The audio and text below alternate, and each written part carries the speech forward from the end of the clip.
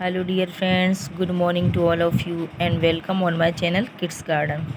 आज हम पढ़ेंगे वर्ण विचार फोनोलॉजी। आज रविवार है, आज छुट्टी का दिन है। मैं पिताजी के साथ मेला देखने जाऊंगा। वहाँ पर मैं झूला झूलूंगा और मिठाइयाँ खाऊंगा। ये सभी क्या हैं? ये सभी वाक्य हैं। बच्चों, ऊपर दिए गए वाक्य को ध्यान से पढ़िए और समझिए कि प्रत्येक वाक्य कई शब्दों से मिलकर बनता है। जितने भी वाक्य हैं वो कई शब्दों से मिलकर बने हुए हैं और इसी प्रकार प्रत्येक शब्द में कई सारी ध्वनियाँ होती हैं। जैसे कि रविवार, रविवार में कितनी ध्वनियाँ हैं? 8 ध्वनियाँ हैं। कौन कौन सी हैं? रा, अ, व, ई, व, आ, र, आ। ये हैं रविवार में 8 ध्वनियाँ। मोहन में कितनी ध्वनियाँ हैं? म, ओ, ह, आ, न, आ। मोहन। मोहन में कितनी ध्वनियाँ हैं? 6 ध्वनियाँ हैं।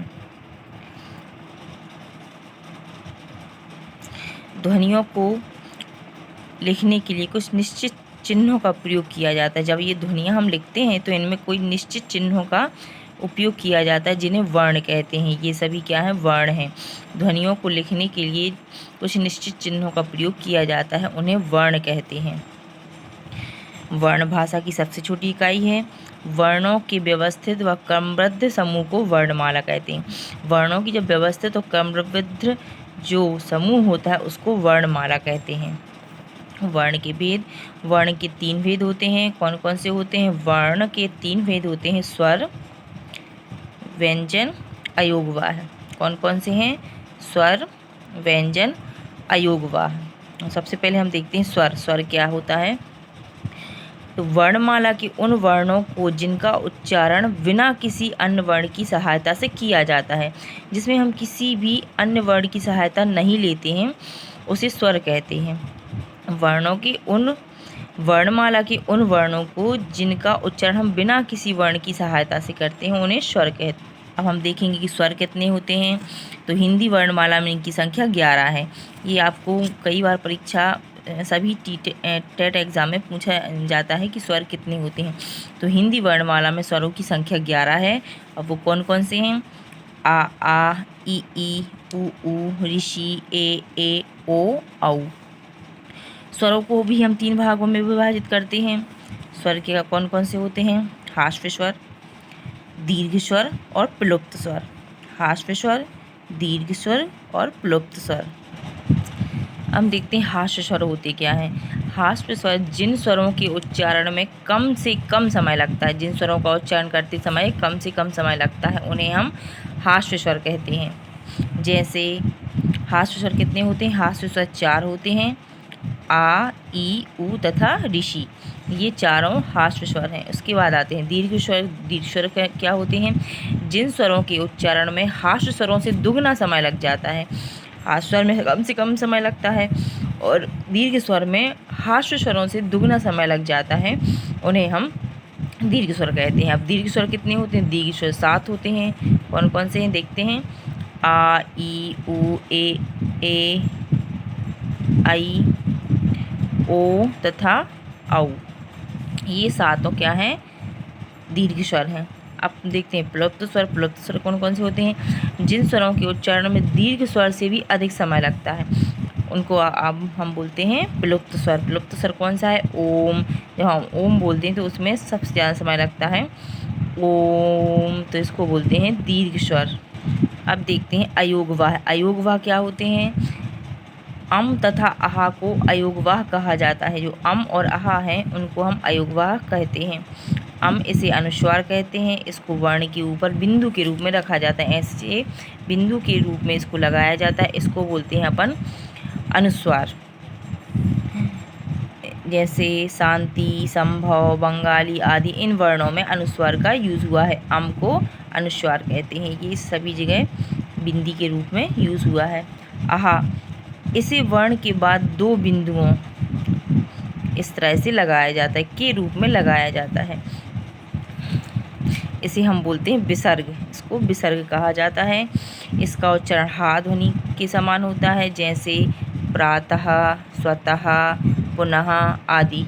अब आता है अम। आ पर चंद्र बिंदु, इसको बोला जाता है अनुनासिक। चंद्र बिंदु को अनुनासिक कहते हैं। यह वर्ण के ऊपर चंद्र बिंदु के रूप में लगाया जाता है, इस टाइप से ये लगाया जाता है, इसको बोलते हैं अनुनासिक के रूप में लगाया जाता है। जैसे गांव, कांटा, आंचल, हंसी आदि इन सभी शब्दों में अनुनासिक का प्रयोग किया गया है। अब आते हैं व्यंजन। व्यंजन क्या होते हैं? जिन वर्णों को स्वरों की सहायता से बोला जाता है, जिन भी वर्णों को स्वरों की सहायता से बोला जाता है उन्हें हम व्यंजन कहते हैं। जब किसी व्यंजन से स्वर हटा दिया जाता है तो उसके नीचे हलंत चिन्ह लगाते हैं। जब भी हम किसी भी वर्ण से स्वर को हटा देते हैं तो इस टाइप से उसके नीचे हम हलंत लगा देते हैं। सामान्यतः इन्हीं व्यंजनों में आ स्वर मिला होता है। जैसे का कैसे बनता है? का हलंत प्लस आ, उस दोनों से मिलके बनता है का।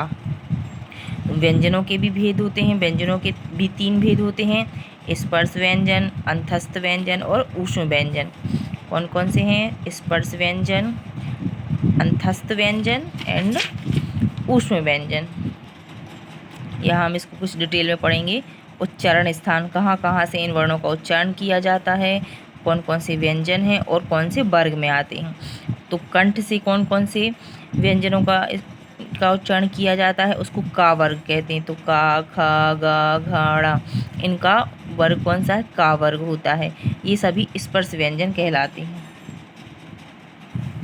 फिर आता है तालु। तालु से कौन कौन से वर्ण बोले जाते हैं, व्यंजन बोले जाते हैं? चा, छा, जा, झाड़ा, ये इनको चा वर्ग बोलते हैं। ये भी स्पर्श व्यंजन में आते हैं।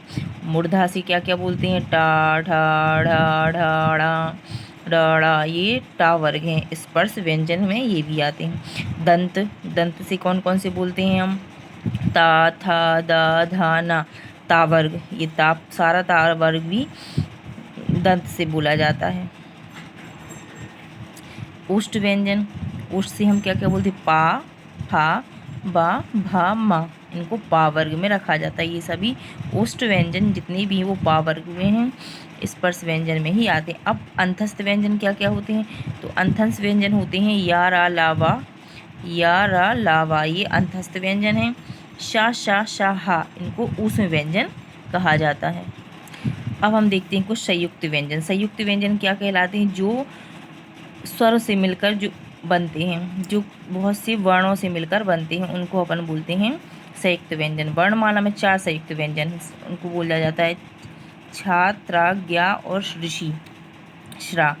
छा, त्रा, ज्ञा, श्रा, 2 व्यंजनों के मेल से बनने के कारण को संयुक्त व्यंजन कहते हैं। ये सभी छा, ज्ञा, त्रा, श्रा, ये सभी 2 व्यंजनों से मिलकर बने हैं। कौन कौन से?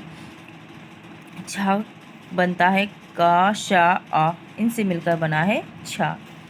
का, शा, आ से मिलकर बनता है छा।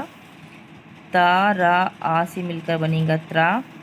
जा, ड़ा, आ से मिलकर बनेगा ज्ञा। शा, रा, आ से मिलकर बनेगा श्रा। ये मोस्ट IMP क्वेश्चन रहता है सभी टेट परीक्षाओं में, ये जरूर पूछा जाता है। छा कौन सी वर्ड से बनेगा, ज्ञा किस किस से मिलकर बनता है, इस टाइप से क्वेश्चन एक जरूर आता है। अब हम देखते हैं द्वित्व व्यंजन क्या होते हैं। द्वित्व व्यंजन, जब किसी शब्द में एक ही व्यंजन 2 बार, पहली बार बिना स्वर के तथा दूसरी बार स्वर के साथ आता है, उसे हम द्वित्व व्यंजन कहते हैं। जैसे पक्का, तो ये सभी में आधा वर्ण यूज हुआ है। पक्का का ऐसे मिलकर बनेगा पा, आ, का, आ, पक्का। चम्मच, चा, आ, मा, आ, चा, आ, चम्मच। दिग्गज, द, ई, ग, आ, ज, आ, दिग्गज, ये इसको बोलते हैं द्वित्व व्यंजन। जिसमें भी आधा वर्ण रहता है उसमें द्वित्व व्यंजन होते हैं। अब हम देखते हैं मात्राएं। मात्राएं क्या होती हैं? हिंदी भाषा में स्वरों का प्रयोग 2 प्रकार से किया जाता है। हिंदी भाषा में जो स्वर होते हैं उनका प्रयोग 2 प्रकार से किया जाता है। अपने वास्तविक रूप में, जैसे इमली, उल्लू, औरत, ऋषि आदि, इनमें वास्तविक रूप में यूज़ हुआ है। ये ई, इमली, उल्लू, औरत, ऋषि, इन सबको वास्तविक रूप में यूज़ किया गया है। लेकिन कुछ होते हैं यही वर्ड किसी किसी शब्द में मात्राओं के रूप में यूज़ होते हैं। जैसे मात्राओं के रूप में, जैसे च, ई की मात्रा ये है, पा, ऊ, पा में बड़ू की मात्रा, तो इसको फिर अपन ने मात्रा के रूप में यूज़ किया है। तो ये है मात्राओं के रूप में और वास्तविक रूप में। स्वरों के व्यंजन के साथ मात्राओं के रूप में निम्न प्रकार से प्रयोग किया जाता है। स्वर को मात्राओं के रूप में इस प्रकार से प्रयोग किया जाता है। स्वर क्या है? आ। मात्रा कौन सी? कोई मात्रा नहीं होती है। मात्रा सहित व्यंजन क्या है? का प्लस आ से मिलकर बनता है का। मात्रा सहित इसको अपन बोलेंगे कमल। ऐसे इसमें बहुत से एग्जाम्पल दिए गए हैं, जैसे आ की मात्रा ये है, का प्लस आ बराबर होता है का, तो का में आ की मात्रा का और रा कार। ई की मात्रा ये है, ई बड़ी ई की मात्रा, छोटे ऊ की मात्रा, बड़े ऊ की मात्रा, ऋषि की इस प्रकार से, ऋषि की मात्रा इस प्रकार से होती है। ए की मात्रा, आई की मात्रा, ओ की मात्रा, औ की मात्रा, इस प्रकार से ये मात्रा है। इन मात्राओं का अपन प्रयोग करते हैं। अब हम देखते हैं कुछ महत्वपूर्ण बिंदु जो बहुत ज़्यादा इम्पोर्टेंट रहते हैं। वर्ण भाषा की सबसे छोटी इकाई, वर्णों को भाषा की सबसे छोटी इकाई कहा जाता है। वर्ण के 3 भेद होते हैं। कौन कौन से होते हैं ये हमने पहले पढ़ चुके हैं। स्वर, आयोग, वाय और व्यंजन, ये होते हैं तीनों वर्ण के भेद। और स्वरों की संख्या कितनी है? 11 है। अम तथा आह आयोग वा है। अम को अनुस्वार तथा आहा को विसर्ग कहा जाता है। अम को अनुस्वार तथा आहा को विसर्ग कहते हैं। और जो आ चंद्रबिंदु होता है उसको अनुनासिक कहते हैं। व्यंजन 3 प्रकार के होते हैं। कौन कौन से? स्पर्श, अंतस्थ और ऊष्म व्यंजन। और छा, त्राग, ज्ञा और ऋषि ये संयुक्त व्यंजन में आते हैं। अब हम देखते हैं कुछ महत्वपूर्ण प्रश्न। भाषा की सबसे छोटी इकाई क्या कहलाती है? भाषा की सबसे छोटी इकाई को अपन क्या बोलते हैं? शब्द, वर्ण, व्याकरण, वाक्य। तो भाषा की सबसे छोटी इकाई वर्ण होती है। अयोगवाह कहा जाता है। अयोगवाह किसको कहा जाता है? आ को, ई को, अम को, आहा को, ओ को, औ को। तो हम अयोगवाह हमने अभी पढ़ा था कि अयोगवाह अम और आहा को अयोगवाह कहा जाता है। लड़की शब्द का सही संधि विच्छेद क्या होगा? तो लड़की शब्द का सही संधि विच्छेद होगा ला आ ड़ा आ का ई, लड़की। निम्न में से स्पर्श व्यंजन कौन सा है? निम्न में से स्पर्श व्यंजन क्या होगा? ना, ला या छ। तो स्पर्श व्यंजन हमने पढ़ा था कि ना क्या है? स्पर्श व्यंजन है। ये बहुत ही इम्पोर्टेंट क्वेश्चन होते हैं सभी टेट एग्ज़ाम के लिए। Thank you for watching.